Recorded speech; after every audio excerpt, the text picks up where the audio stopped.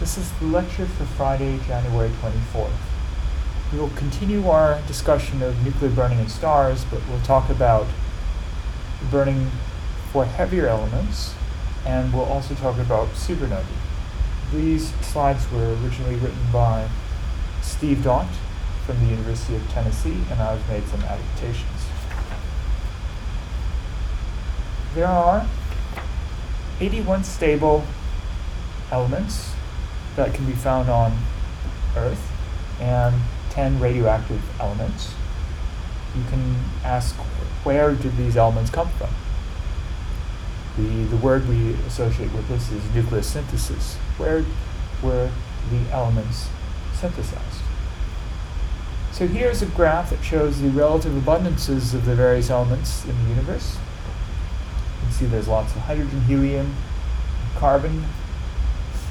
Okay, and you can see oxygen, neon, magnesium, sulfur, silicon, sulfur, iron. And we've already discussed the production of helium from the burning of hydrogen. Now we're going to talk about some of the other elements that are formed in stars. Let's start off by talking about helium burning. So, the burning of helium is actually relatively difficult. The reason is that the alpha particle, or helium-4, has a binding energy of about 28 megaelectron volts. That's actually quite large when you consider the amount of binding energy per particle. If I divide this by 4, it's about 7 MeV per particle, per nucleon. If I look at the other nuclei, let's say with 5 nucleons, that's not even bound. If I have 6 nucleons, 7 nucleons, 8 nucleons, 9 nucleons, 10 nucleons, 11 nucleons, all of those nuclei with between 5 to 11 nucleons have less than 7 MeV per nucleon. So as a result, if I have a burning process that releases energy, I cannot actually release energy because it requires energy input to get to those final states. Now, however, once I get to A equals 12 nucleons, I do have more binding per nucleon than about 7 or 7.1 MeV is more precise for helium-4. I end up getting about 7.5 MeV per nucleon for carbon-12. So it's possible to take 3 helium-4 nuclei and combine them to carbon-12 energetically. However, we learned from last lecture that although we think of the sun or the stars as being hot, they're not that hot from the point of view of a nuclear scale. It's more like temperatures in the range of a couple of kiloelectron volts, whereas nuclear binding energies are in the range of megaelectron volts. So going from 4 to 12 is actually a very difficult process. In fact, if you think about it, you did a back of the envelope calculation, this process of forming carbon actually seems like couldn't happen. In fact, that was a puzzle back in the 1950s. One of the things that helps this process along is that even though beryllium-8 is not stable, there is a resonance. The ground state of beryllium-8 is a resonance that's very close to the threshold of 2 alpha particles, and that actually enhances the reaction between 2 alpha particles that makes them want to hang around close together for a rather long time. However, that is by itself not enough to explain the production of carbon from helium inside of stars. What actually happens is that there's another resonance, one that's close to the threshold of beryllium-8 plus alpha particle, and that is an excited state of the carbon-12 nucleus. This will be an excited 0+ state, so spin 0, positive parity similar to the ground state. The ground state is also 0 plus. But this excited 0 plus state of carbon-12 actually ends up enhancing the reaction to going to carbon-12, and then it will drop down by releasing, for example, it will decay, or it will could decay through the electromagnetic channel as well. This excited state was something that was predicted by Fred Hoyle in the early 50s, and his prediction was simply sort of a backwards, reverse engineering of the fact that there's a lot of carbon-12 in the universe, and how was it made? And the only way he could figure out how it could be made is that there was some enhancement of the triple alpha process. This is called a triple alpha process, through some unknown resonance. So he made a prediction that there was this resonance that we now call the Hoyle state of carbon-12, and that state is responsible for the formation of carbon, which is important because carbon has such a rich chemistry that is being used for a lot of biomolecules, for the essential elements, for the essential processes in life. Now, once we have carbon, then we can do lots of other things, like the burning of carbon. 2 carbon-12 nuclei can come together to form magnesium-24 and release some energy, or we can have another alpha particle come in and attach to carbon, and that capture process releases some energy and forms oxygen-16. This particular process is actually also quite important from the astrophysical point of view, as well as from the point of view of producing life-essential elements like oxygen-16, which obviously is important for water and other things. Now, we can form elements through successive alpha particle fusion processes. So we talked about formation of triple alpha processes from carbon, and we can go from carbon to oxygen, oxygen to neon, okay, and so on. We can get up to silicon-28, for example. So, and then we add a helium-4 and we get sulfur. We add another helium-4, you get to argon-36, get to calcium-40. Okay, and then we can get to titanium-44, chromium-48, iron-52, nickel-56. By the time we get to nickel-56, however, nickel-56 is unstable. It decays through the weak interactions. It decays into cobalt-56, which then itself decays through the weak interactions to iron-56. Now, once you get to iron-56, that's, if you want, you can consider it the most stable configuration, where it has the most binding energy per particle, and it also does not decay, or does not fuse or decay. Now, so if we look at the light curve of the luminosity in solar units solar units versus time for some supernova explosion, and if we produce nickel in this process, then because the nickel is produced with a half-life of about is produced and it has a half-life of about 6 days, whereas the cobalt-56, that is the daughter product from the nickel-56, has a half-life of 77 days, you would expect to see a light curve that has this sort of knee-bend shape to it.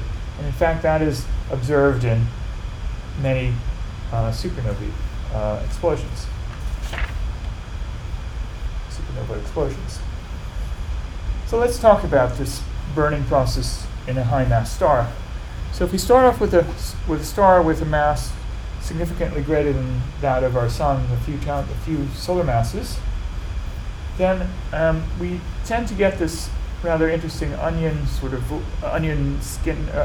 layer picture of the star, where in the outer surface we have the non-burning hydrogen, but then we have hydrogen fusion happening, and then that's producing helium. Then you have helium fusion, then you have carbon fusion, oxygen fusion, neon fusion, and so on, magnesium, silicon, and then eventually we get to iron, but iron is the end product, and so once the iron is produced, it's essentially it's ash. It's not burning anymore. Okay.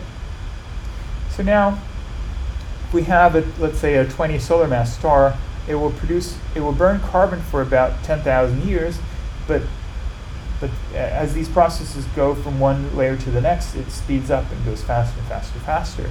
And so its iron core lasts less than a day. So let's think about the end of the burning process. Here's, again, showing the relative stability, we've seen this before, of nuclei. So I'm showing you the mass per nuclear particle, and I'm showing you the number of particles in the nucleus. You see the most stable configuration is iron here. So the fusion process keeps dropping us down in mass per nuclear particle, releasing energy, hence the burning process. But once we get to iron, we have nowhere to go. We cannot release any more energy. So what happens now is that we have the star, we have all the stuff that's burning down from one layer to the next. There's going to be a lot of inward pressure coming from the gravity pulling things in that was balanced out by the outward pressure of the nuclear burning process. However, once we reach to the iron stage and the iron no longer burns, there's nothing stopping the star from collapsing further. So it's as if the center sort of dropped out of the picture, and now there's nothing there holding or pushing out anymore. So we have then the collapse of the star. And so hence this is what's called a core collapse supernova. Okay, so this collapse then occurs, and the system becomes more and more dense. The protons and electrons react with one another, and it turns out that it becomes so dense when it collapses down that we have the formation of neutrons. And you might ask, well, this would go through the weak interactions. You get a neutron and a neutrino. But you might ask, why does this process occur? Well, if you write down let's work with non-relativistic kinetic energies. The kinetic energy is proportional to the momentum squared over 2 times the mass of a particle. And you'll notice that the electron is about a factor 2,000 times smaller in mass than that of the proton or neutron. So as a result, for a given momentum, the electron has quite a lot more kinetic energy. So as we make the system more and more dense, the Pauli exclusion principle plays a very important role in that these fermionic particles don't want to occupy the same momentum states. So for a given value momentum, though, the electron is pushed up to a higher energy than that of the proton in terms of the kinetic energy. And so the electrons are causing are costing too much kinetic energy, essentially. And to release that kinetic energy, the conversion of the proton and electron to neutrons actually reduces the energy, because the degeneracy, what's called the degeneracy pressure coming from the electron kinetic energy, is reduced. We'll come back to this in just a moment later in the lecture. And so we produce these neutrons. And the neutrinos, by the way, which interaction only through the weak interactions, they escape. And these neutrons are compressed together until the star gets to a density comparable to that of an atomic nucleus, which is really quite impressive. And so this collapse is going on and on. It compresses the neutrons further until eventually they recoil. Eventually they say, stop, we don't want to be compressed anymore, and they push out. And this is a very sudden process, and this causes, it initiates an explosion, the supernova. Now, this supernova is very, very luminous. It produces quite a lot of light, more than 1 million times brighter than a nova, which is a more typical explosion on the surface of the star. Okay, so there are, in general, two types of supernovae. I should mention these slides simplify things a bit. The classification of supernovae is actually a bit more, there are more features like there's something called type 1, type 2, which are identified here, but there are things called type 1a, type 1b, type 1c, type 2p, type 2l, 2b, things like that. We won't go into all the details, but let me just say there's two general types of supernovae, and the major distinguishing feature of type 1 versus type 2 is that for type 1 we have no hydrogen in the spectrum, whereas for type 2 there is hydrogen, shows hydrogen lines. Now, of all the type 1 supernovae, the most famous ones are what are called the type 1a supernovae, and that's what is shown here, where you have a type 1a supernovae with a luminosity curve that looks something like this. It drops off in that fashion, whereas what is shown here is a type 2 supernova, which has actually a plateau feature, so this would be actually what we would call a type 2p supernova.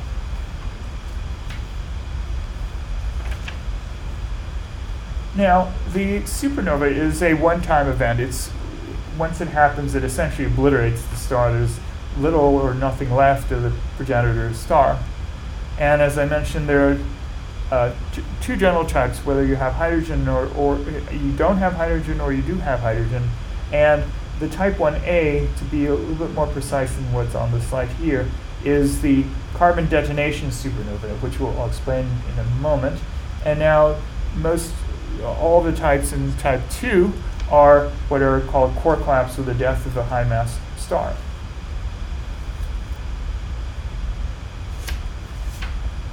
Now let's talk about the type 1a supernovae. This is what is sometimes called carbon detonation. Okay, and the idea is you start off with a white dwarf. A white dwarf is something is the end product of a smaller star like our sun, where we end up with you never reach the iron stage. You stop at the carbon burning stage. You have some combination of carbon and oxygen, and it's become quiescent. It's become dormant. And it's not burning, and it's very happily in that state. However, it may then encounter another star just by accident, and this companion, this binary companion, might start accreting mass onto the white dwarf. Okay, so now this white dwarf, there's this famous calculation by Chandrasekhar, that, remember I talked about the degeneracy pressure, the kinetic energy of the electrons. That is the dominant force that keeps the white dwarf from collapsing upon itself. This kinetic energy of the electrons that are trying to avoid each other, having different momentum states. Now, however, Chandrasekhar's calculations show that if you end up with a white dwarf whose mass exceeds 1.4 solar masses, then that electron degeneracy no longer is enough. It will collapse. So this is actually what happens if the white dwarf accretes more mass than 1.4 solar masses. Right? So this is almost like a switch. Once it reaches 1.4 solar masses, the thing will collapse and it will explode. And so this is what's called the carbon detonation. And that's why this type 1a supernovae is sometimes called a standard candle, in that you sort of reach some threshold that induces an explosion. And these type 1a supernovae were used to calibrate things like the expansion of the universe that showed that the universe is accelerating.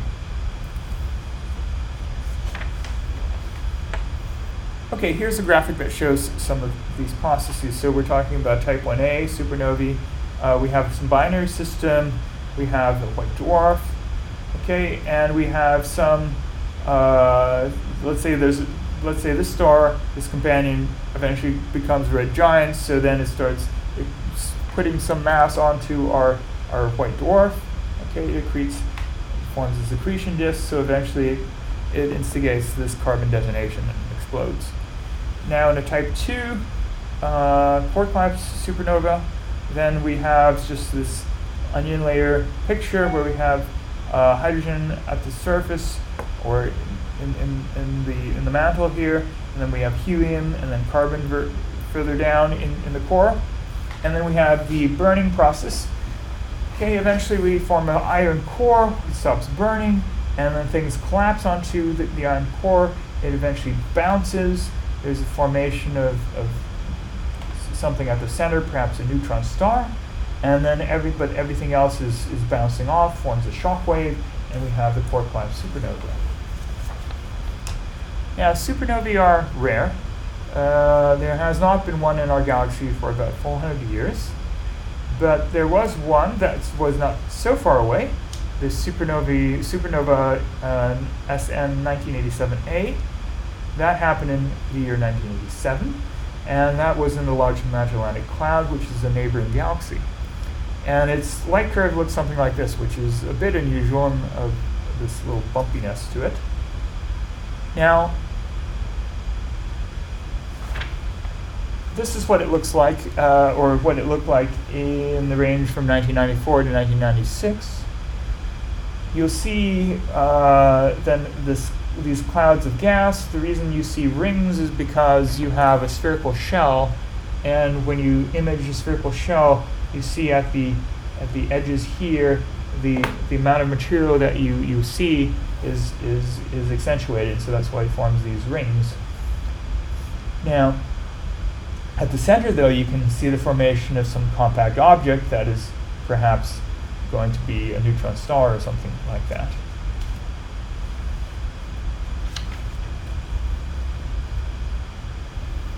Okay, so now these supernovae, they leave behind remnants, the expanding clouds of material from the explosion. So here's a picture of the Crab Nebula, which is a remnant from a supernova explosion that happened in the year 1054. This we know from records from Chinese astronomers. Now we can measure the velocities of the material in the Crab Nebula from Doppler shifts. You just measure the light coming from the various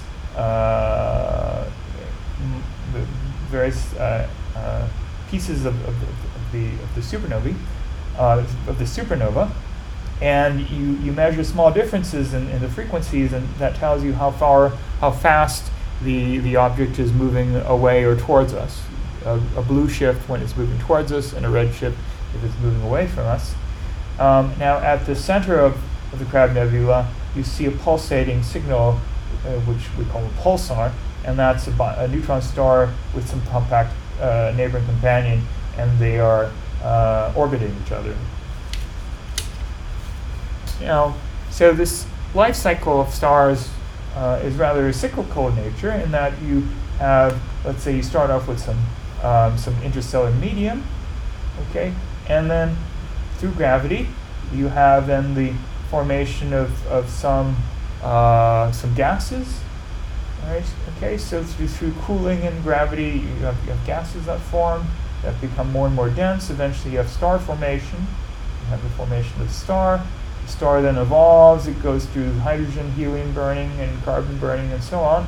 Eventually, it goes through its natural life cycle, and the star eventually goes into supernova, and then it sprays all of its stuff into the interstellar medium, and then this process can cycle through again. Okay. That's the end of today's lecture. If you have any questions, send me an email. Also, remember to write a 250-word summary of today's lecture for attendance credit. Thanks very much for listening.